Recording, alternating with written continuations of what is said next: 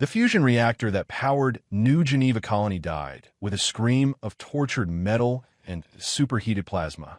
Commander Elena Vasquez felt the deck plates shudder beneath her boots as emergency lighting bathed the command center in hellish red. "Ma'am!" Sergeant Kim shouted over the klaxons. The hegemony fleet just dropped out of hyperspace. 67 ships. They're demanding immediate surrender. Elena's jaw tightened as she stared at the tactical display. The hegemony had finally come for humanity's most distant colony, just as intelligence had warned. 67 warships against their single orbital defense platform and a handful of mining vessels. The math was brutal. "Signal the evacuation ships," she ordered. "Get our people to the underground shelters." "Commander," Communications Officer Park's voice cracked with tension. "The hegemony admiral is hailing us directly. Audio only." The voice that filled the command center carried the distinctive harmonic overtones of a hegemony prime, one of their ruling caste. "Human colony designation, New Geneva. This is Admiral Thexkar of the hegemony Third Fleet. Your species' expansion ends here. You will surrender your world and submit to processing. Your stubborn refusal to accept galactic order has marked you for correction." Elena keyed her microphone. "This is Commander Elena Vasquez of the Terran Colonial Defense Force. New Geneva Colony is sovereign human territory.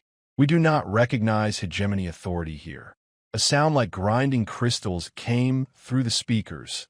Hegemony laughter. "Commander Vasquez, your species' psychological profile indicates excessive attachment to lost causes. This stubbornness is a genetic weakness we shall correct through proper breeding programs. You have 1 standard hour to evacuate your military personnel. Civilian populations will remain for processing." The channel closed with a harsh static burst. "Stubborn," Elena muttered, then raised her voice.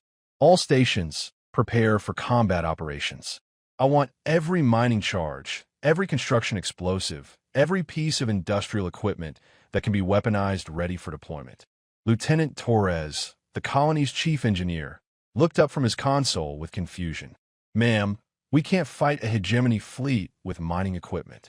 Our psychological profiles, they've studied us for decades. They know we always choose hopeless fights over tactical retreats." "That's exactly what they're counting on, Lieutenant." Elena's smile was sharp as a plasma cutter. "They think they understand human stubbornness. Time to show them how wrong they are." The next 58 minutes passed in controlled chaos. While evacuation ships ferried non-essential personnel to the underground bunkers, Elena's remaining crew worked with desperate efficiency. Mining drones were reprogrammed with military targeting protocols. Construction mechs received weapon systems cobbled together from spare parts. Industrial fusion cutters were mounted on maintenance pods. "It's insane," muttered Chief Petty Officer Rodriguez as he welded armor plating to a civilian transport. "We're gonna die up there." "Maybe," Elena said, checking her sidearm. "But the hegemony expects us to die like humans, screaming and breaking under pressure. They've never seen humans die like humans actually do." The tactical display showed the hegemony fleet advancing in perfect formation. Their ships were works of art, crystalline structures that seemed to grow rather than being built, powered by exotic matter engines that bent space-time itself. Each vessel could level a city. Together, they could crack a planet. Elena's fleet consisted of 12 mining vessels, 16 construction mechs, and 43 maintenance pods, all crewed by volunteers who should have evacuated hours ago. "Admiral Thexkar is hailing again," Park reported. "Put him through." "Commander Vasquez, your hour has expired. Our sensors indicate significant military movement around your colony. You will order an immediate stand-down, or we will demonstrate why the galaxy fears hegemony precision." Elena keyed her response. "Admiral, you mentioned our psychological profiles. Did your analysts mention that humans have a saying? You can take our lives, but you'll never take our freedom. We're not surrendering today." "Fascinating. Your species clings to primitive warrior concepts despite overwhelming tactical disadvantage. We shall document this behavior as we pacify your world. All vessels, commence bombardment protocol 7. The hegemony fleet opened fire with weapons that turned matter into energy at the quantum level. Beams of coherent destruction lanced down toward the colony's primary structures and struck nothing. What? Admiral Thexgar's harmonic voice carried genuine confusion. Navigation. Confirm target coordinates. Elena watched from the asteroid belt, where her entire fleet had repositioned during the night. The colony below was a carefully constructed decoy, holographic projectors and heat generators creating the illusion of normal operations, while every human had evacuated to prepared positions throughout the system. This is Elena Vasquez to all mining crews. She broadcast on an encrypted channel. Operation Stubborn Mule is now active. Remember, we're not trying to win this fight. We're trying to teach them what human stubbornness really means. The first hegemony ship to investigate the asteroid belt died when Miner 7 detonated her entire cargo hold of fusion charges at point-blank range. The explosion vaporized both vessels, but not before the mining ship transmitted detailed scans of hegemony, shielding frequencies to the rest of the human forces. Impossible. Thexgar's voice crackled with static. Humans do not employ suicide tactics. Your profiles indicate you value individual survival above tactical objectives. Elena's laugh was cold as space. Admiral, that's where your analysts got it wrong. We don't throw our lives away. We invest them. Rodriguez, you're up. Chief Rodriguez piloted his weaponized construction mech toward the nearest hegemony destroyer. His mech shouldn't have been fast enough to close the distance, but the hegemony crew hesitated. Their battle algorithms didn't account for humans using industrial equipment as weapons. Rodriguez didn't ram the destroyer. Instead, he used his mech's plasma torch to cut through the ship's outer hull, then deployed a dozen mining charges inside the vessel's power core chamber. He was back in space before the hegemony crew realized what had happened. The destroyer's exotic matter containment failed catastrophically, taking 2 escort frigates with it in a chain reaction that painted the asteroid belt with impossible colors. Your species fights without logic. Tidikar transmitit. You sacrifice resources for minimal tactical gain. We're not fighting your fleet, Admiral, Elena replied as her maintenance pod slipped through the debris field, attaching improvised explosive devices to disabled hegemony ships. We're fighting your assumptions. Lieutenant Torres had modified his mining drone's scanning array to disrupt hegemony targeting systems. Instead of attacking directly, he darted between their ships, creating sensor shadows that allowed other human vessels to approach undetected. When the hegemony adjusted their formation to compensate, they found themselves bunched together. Perfect targets for the mining charges Elena's team had been scattering through space. The explosions weren't powerful enough to destroy the massive hegemony warships, but they didn't need to be. Each blast sent shrapnel tearing through the hegemony formation, forcing their ships to maneuver, breaking their perfect battle lines, creating chaos where there had been order. This is not warfare. Thexgar's harmonic voice was rising to an almost painful frequency. This is stubborn, Elena finished. We told you, Admiral. You want our colony? Come and take it. But we're going to make you pay for every meter. The hegemony fleet regrouped, their formation tightening into a defensive sphere.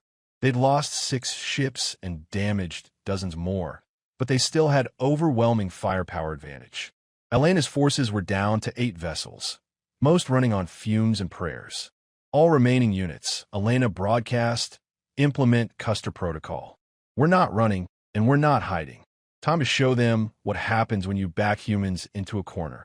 The surviving human vessels broke from the asteroid belt in a ragged line, flying directly toward the center of the hegemony formation. It looked like a final, desperate charge, exactly what the hegemony expected from stubborn humans facing inevitable defeat. They were wrong again. Elena's ships weren't charging to their deaths. They were delivering one final surprise, a message torpedo that would change everything the galaxy thought it knew about human stubbornness. The message torpedo streaked through space on a trajectory that would take it far beyond the battle zone, carrying Elena's final transmission to Earth. But that wasn't its only payload. Admiral Thexgar's fleet intercepted Elena's charging vessels with concentrated fire that should have vaporized them instantly. Instead, the human ships seemed to flicker and bend, their images fracturing like broken mirrors. Holographic decoys, reported Thexgar's tactical officer, a four-armed hegemony warrior caste. The humans deployed projector drones throughout the debris field. We have been firing at phantoms. Elena's actual ships were already inside the hegemony formation, hidden by the sensor chaos their earlier attacks had created. But they weren't attacking the warships. They were targeting something far more valuable. "Ma'am," Torres transmitted from his position near the hegemony command vessel. "I've got a clear shot at their communication array. If we take out their coordination—" "Negative." Elena's voice was steady despite her ship shaking under enemy fire. "Stick to the plan. We need them to see what we really are." Rodriguez understood first. His construction mech wasn't moving toward hegemony ships. It was heading for their rescue pods, the small craft that had launched when the first ships were damaged. These pods contained wounded hegemony crew members, defenseless and drifting. "Rodriguez, what are you?" Thexgar's transmission cut off as he realized what the human was doing. Rodriguez's mech extended its manipulator arms toward the nearest rescue pod.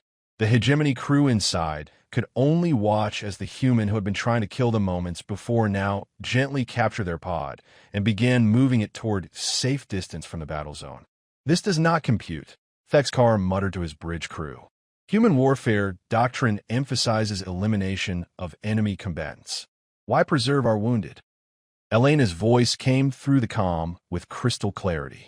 "Because we're not trying to exterminate you, Admiral. We're trying to survive." There's a difference. Across the battlefield, the remaining human vessels had shifted tactics entirely.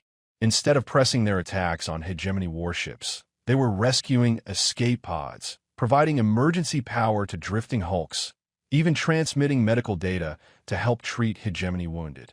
The alien fleet hung motionless in space, their weapon systems trained on humans who were simultaneously their enemies and their saviors. "Your psychological profiles." Thexgar's harmonic voice carried a note Elena had never heard from a hegemony before: uncertainty.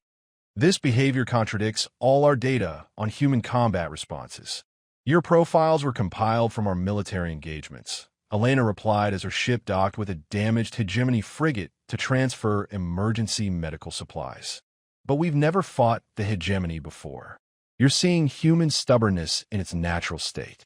Lieutenant Park had managed to establish communication with the frigate's medical bay. Through her translator, Elena could hear hegemony medics working frantically to save their wounded while human medical data streamed across their screens. Information that Elena's crew was transmitting in real time. "What?" The question came from Subcommander Vector, the frigate's captain. His harmonic voice was weak. He'd been injured when Rodriguez's charges breached his ship's hull. "Why do you aid us while we attempt to conquer your world?" Elena looked at her tactical display. Her forces were scattered across the battle zone, their ships damaged, their ammunition depleted. By every military metric, they had lost this engagement decisively. The hegemony still had 43 operational warships. But something had changed. The hegemony fleet wasn't advancing anymore. "Because that's what humans do when someone needs help," Elena said simply. "We're stubborn that way." Admiral Thexgar's voice cut through the communication chaos. "All hegemony vessels, maintain current positions. Do not fire on human rescue operations." There was a long pause. "Commander Vasquez, request immediate conference. We must reassess this engagement." Elena found herself aboard the hegemony flagship an hour later, standing in a crystalline chamber that hurt her eyes to look at directly. Admiral Thexgar was larger than she'd expected, nearly 3 meters tall, with skin that seemed to be made of living mineral and eyes like captured starlight. "Your species," he said without preamble, "does not match our psychological assessments." "Maybe your assessments were incomplete," Elena suggested. "Impossible. The hegemony has studied human behavior for 73 of your years. We have observed your wars, your politics, your cultural development.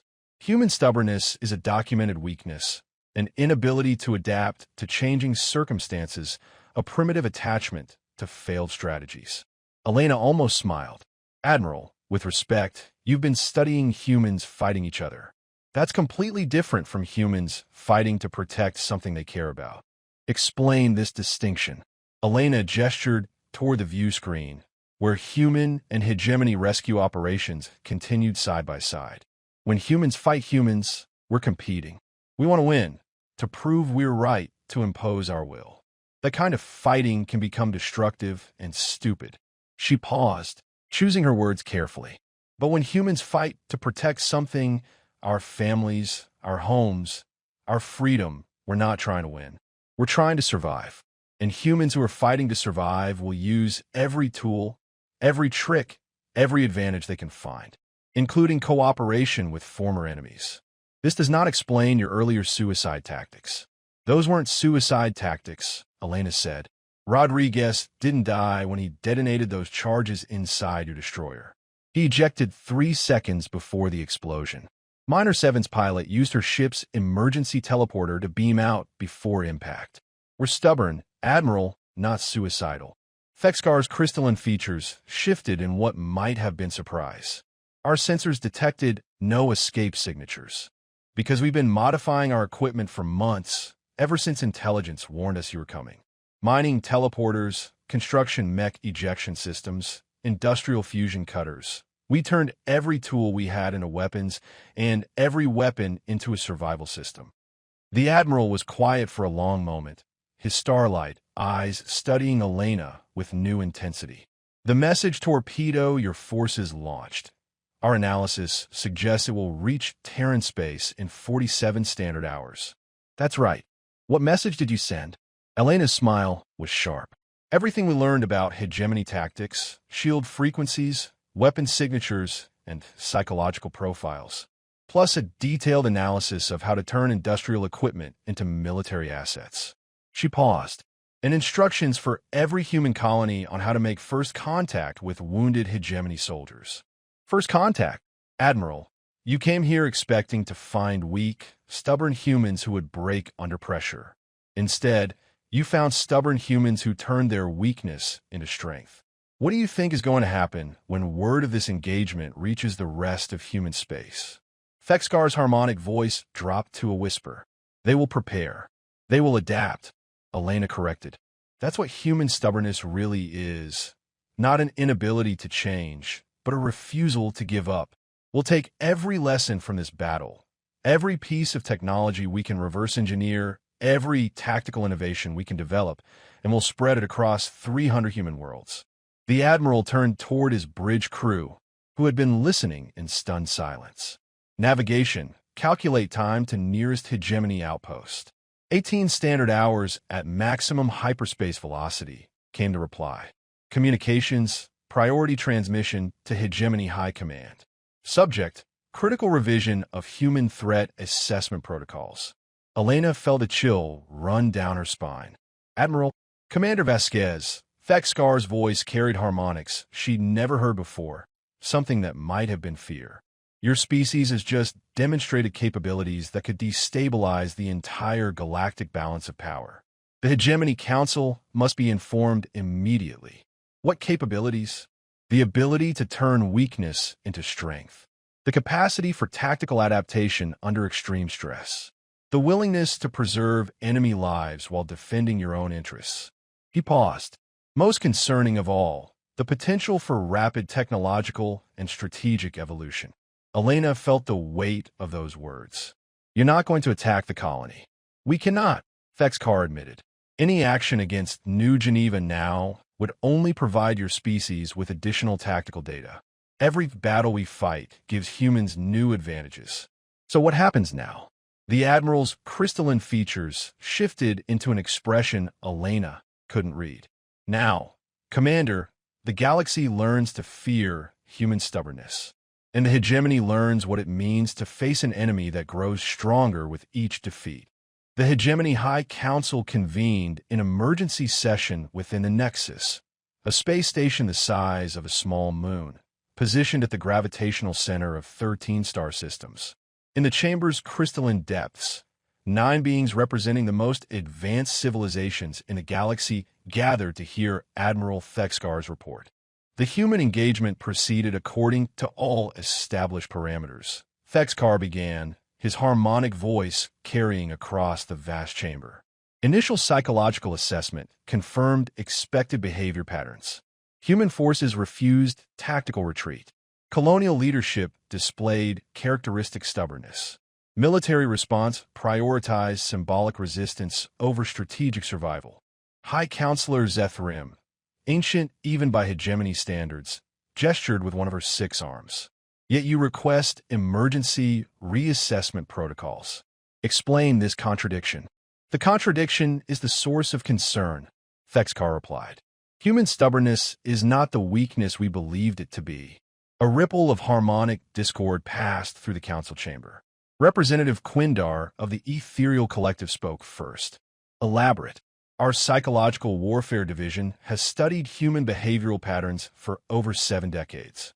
Stubbornness represents inflexibility, an inability to adapt to changing tactical circumstances. That assessment is incorrect, Thexgar said. Human stubbornness represents something far more dangerous. Absolute refusal to accept defeat, combined with unlimited capacity for tactical innovation. He activated the chamber's holographic display, showing the battle at New Geneva in real time. The counselors watched in silence as human forces employed mining equipment as weapons, used industrial systems for military purposes, and turned expected suicide tactics into precision strikes with hidden escape mechanisms. Observe their medical response protocols, Thexgar continued. Mid-battle, human forces began rendering aid to our wounded. This behavior contradicts all established military doctrine. Sentimentality dismissed Counselor Vexthon of the synthetic collectives. Emotional weakness masquerading as tactical flexibility. No, Thexgar's harmonic voice carried absolute certainty. Strategic brilliance masquerading as emotional response. By preserving our wounded, humans gained detailed intelligence on our medical systems, our crew psychology, and our emergency protocols. They transformed an act of apparent mercy into comprehensive intelligence gathering. High Counselor Xarn leaned forward. You suggest humans employed deliberately deceptive tactics? I suggest humans employed naturally integrated tactics. They were not pretending compassion to gain advantage. They were gaining advantage through genuine compassion. The distinction is crucial. The holographic display shifted to show Elena Vasquez during her conference with Thexgar. Her words echoed through the chamber. When humans fight to protect something, we're not trying to win. We're trying to survive. Analysis of human survival responses indicates unlimited escalation potential, Thexgar continued. Each engagement provides them with new data, new technologies, new tactical paradigms. They do not simply adapt to our strategies, they evolve beyond them. Representative Morketh of the Hive Minds spoke with the unified voice of 1 billion linked consciousnesses. Present evidence of this claimed evolution. Thexgar activated a new display showing technical schematics. Human mining equipment modified with military targeting systems. Construction mechs equipped with weapon platforms. Industrial fusion cutters adapted for precision strikes. They transformed an entire civilian infrastructure into military assets within 58 standard hours. More concerning, he continued, they transmitted complete technical specifications for these adaptations to all human colonies before the engagement concluded. 300 worlds now possess instructions for rapid civilian-to-military infrastructure conversion. The chamber fell silent except for the harmonic resonance of 9 civilizations processing this information. High Counselor Xarn spoke first. Projected timeline for human military technological advancement. Unknown, Thexgar admitted. Their development follows no established patterns. They integrate technologies in ways our science considers impossible. Their fusion cutters should not function as precision weapons. Their mining teleporters should not permit combat evacuation. Their industrial systems should not interface with military targeting protocols. Yet they do, observed Counselor Velkar of the Quantum Architects. They do because humans do not recognize the word impossible. Thexkar's harmonic voice carried something approaching admiration. Their stubbornness extends to physical laws themselves. They will attempt any combination, any modification, any innovation, regardless of theoretical limitations.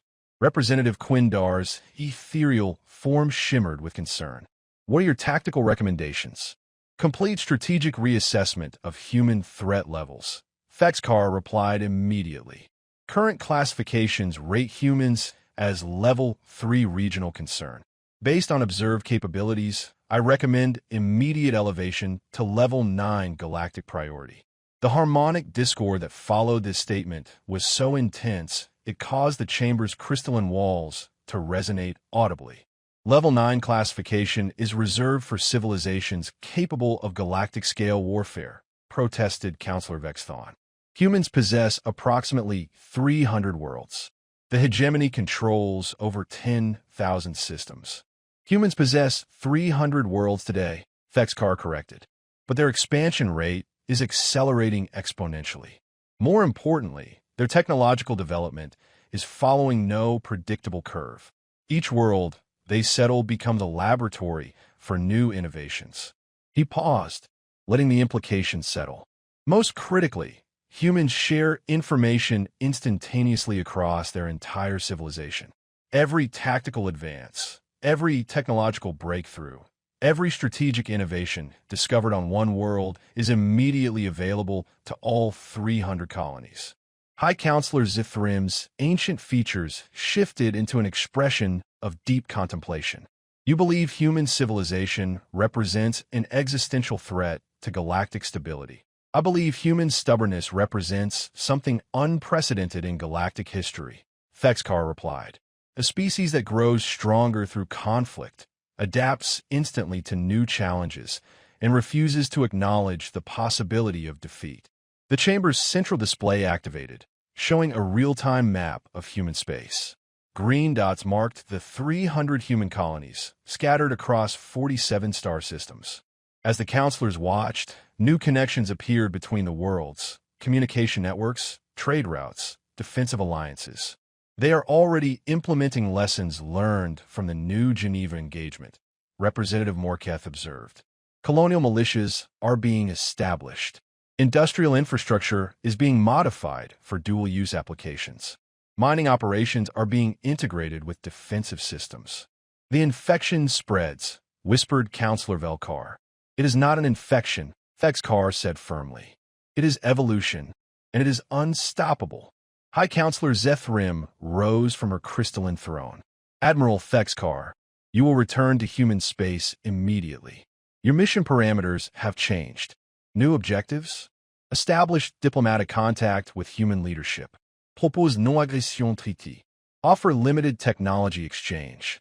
The ancient counselor's voice carried the weight of eons. The hegemony's expansion phase is concluded. Human space is to be considered sovereign territory. And if the humans refuse diplomatic contact, Zethrim's 6 arms gestured toward the display, showing human colonies. Then we hope their stubbornness includes a capacity for mercy. Because if humans decide the galaxy needs to be liberated from hegemony control. She didn't finish the sentence. She didn't need to. Admiral Thexkar understood. Elena Vasquez had been right. The message torpedo hadn't just carried tactical data. It had carried proof that humans could turn any disadvantage into an advantage, any weakness into strength, any defeat into a lesson for future victory. The galaxy was about to learn what 300 worlds of stubborn humans could accomplish when they decided they had something worth protecting. And for the first time in 1,000 years, the Hegemony High Council was afraid. Admiral, Zethrim said as Thexkar prepared to leave, ensure the humans understand one thing clearly. We are offering partnership, not surrender. The distinction must be preserved. Understood, High Counselor. But what if they ask why we're making this offer? Zethrim's ancient features shifted into what might have been a smile. Tell them the truth, Admiral. Tell them that the galaxy has learned to fear human stubbornness. And tell them that fear, properly channeled, is the foundation of lasting peace. As Thexkar departed for human space, The High Council remained in session, updating threat assessments and revising expansion protocols. For the first time in galactic history, the greatest military force in known space was retreating from species with fewer than 1 billion total population, because they had finally encountered something their vast fleets couldn't defeat. Humans who were too stubborn to know when they were beaten. The galaxy would never be the same.